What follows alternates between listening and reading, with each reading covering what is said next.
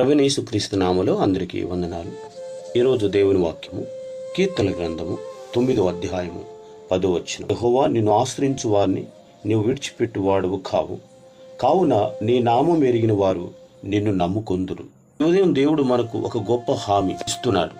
దేవుణ్ణి నిజంగా ఎరిగిన వారు ఆయనను నమ్ముతారు. ఎందుకంటే ఆయన ప్రేమ గలవాడు, నమ్మదగినవాడు, తన వాగ్దానాలు నిలబెట్టుకునేవాడు. దేవుని గురించి కేవలం వినడం కాదు, ప్రతిరోజు ఆయనతో సహవాసం చేయటం ద్వారా ఆయనను మరింతగా మనం తెలుసుకోగలుగుతాం. అదేవిధంగా ఈ వచనంలో రెండవ హామీ, నిన్ను వెదుకువారిని నీవు ఎన్నడూ విడిచిపెట్టువాడవు కావు.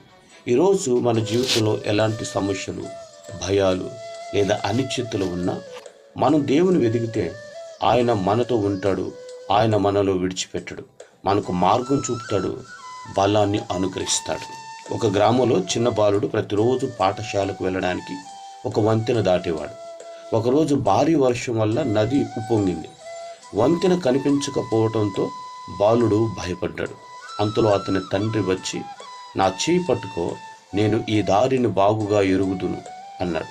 బాలుడు దారిని చూడలేదు, కానీ తన తండ్రిని ఎరిగాడు.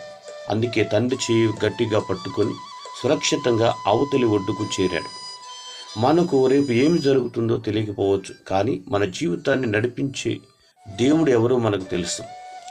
దేవుని ఎరిగిన వారు ఆయనను నమ్ముతారు. ఆయనను వెదికే వారిని ఆయన ఎన్నడూ విడిచిపెట్టడు. మనకు దారి తెలియకపోయినా పర్వాలేదు, దారిని తెలిసిన దేవుని ఎరిగి ఆయనను చేపట్టుకుంటే మనం సురక్షితంగా గమ్యానికి చేరుతాం. ప్రేమ నమ్మకం కలిగిన తండ్రి, వందనాలు. మా ఆత్మీయమైన జీవితంలో మా గమ్యం ఏంటో మాకు తెలియకపోయినప్పుడు కూడా మేము నిన్ను ఎరిగి ఉన్నాం కనుక నీ చేయి పట్టుకొని నీ అందు విశ్వాసం ఉంచినప్పుడు మా గమ్యాన్ని మీరు చేరుస్తారు. అట్టి కృప మాకు దయచేసి మహిమ తెచ్చుకోమని యేసు నామములో అడుగుచున్నాం తండ్రి, ఆమేన్.